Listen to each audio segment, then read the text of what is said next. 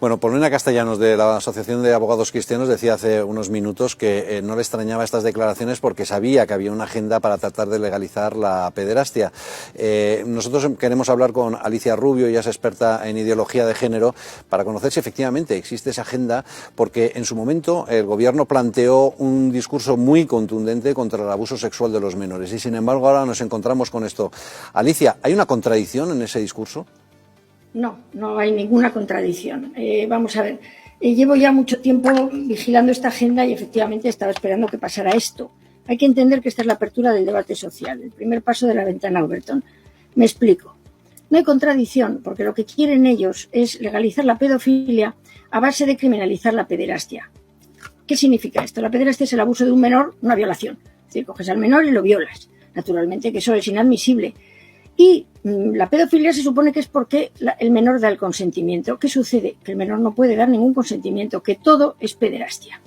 Entonces ese es el tema. Es decir, ellos están haciendo como que tienen una preocupación enorme porque no se abuse de los menores, cuando realmente lo que están es promocionando el abuso de los menores.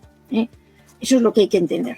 Porque en este momento, esa agenda que se está moviendo, que ya lleva tiempo avanzando, yo por más que aviso no hay forma, y ahora gracias a que la ministra ha decidido que era el momento de abrir el debate, pues se va a poder explicar. El problema es que aquí se está trabajando los derechos sexuales de los menores.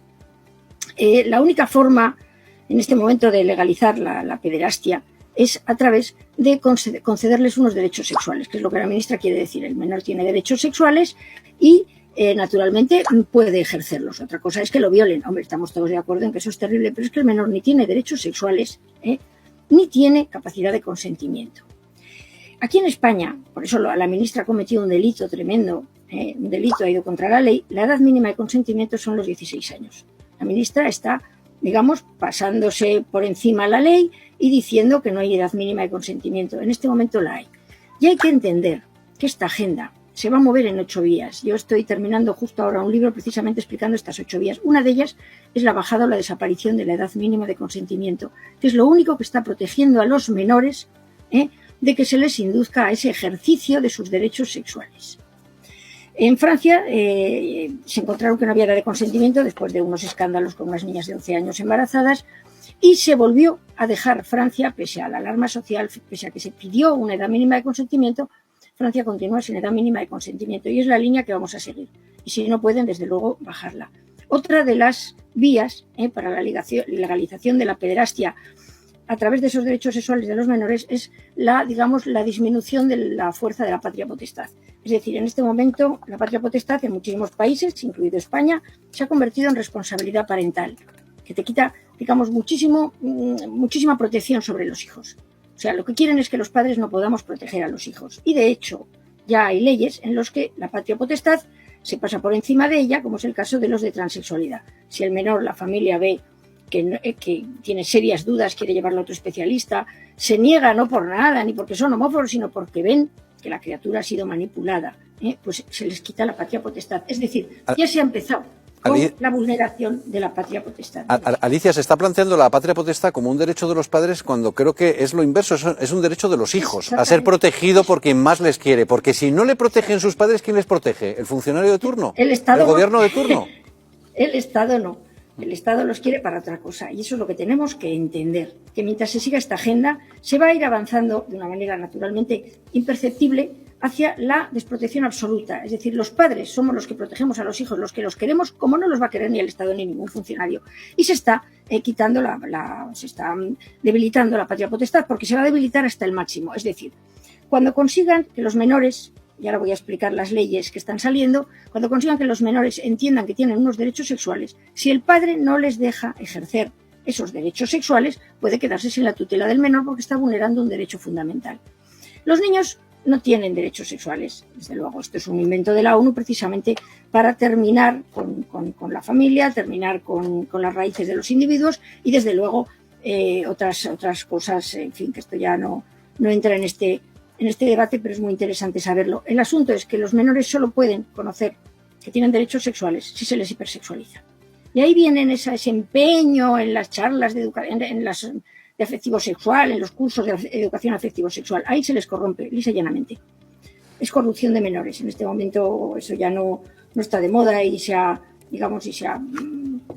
deshilado, se ha deslavazado, pero lo cierto es que se les corrompe y entonces los menores, para exigir esos derechos sexuales, son hipersexualizados y luego las leyes que hay ahora que están saliendo de protección de los menores los protegen de la violación únicamente y mucho más a las niñas que a los niños. Los niños quedan profundamente desprotegidos en muchos casos.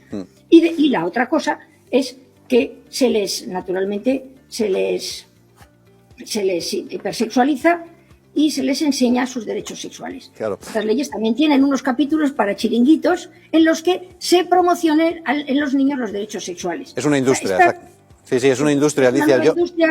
Alicia, yo te quería preguntar por las declaraciones de ayer por la tarde, porque ha habido un pequeño movimiento. En las primeras declaraciones, las polémicas, las que generaron todo este estallido social, hablaba de educación sexual y de que los niños tuvieran relaciones sexuales con quien les diera la gana siempre que fueran consentidas. Esta última parte la obvió en esa segunda declaración diciendo que la habían manipulado los medios de extrema derecha, etcétera. ¿Crees que ha habido algún tipo de presión interna dentro del Ministerio? Porque hay debate entre el movimiento feminista.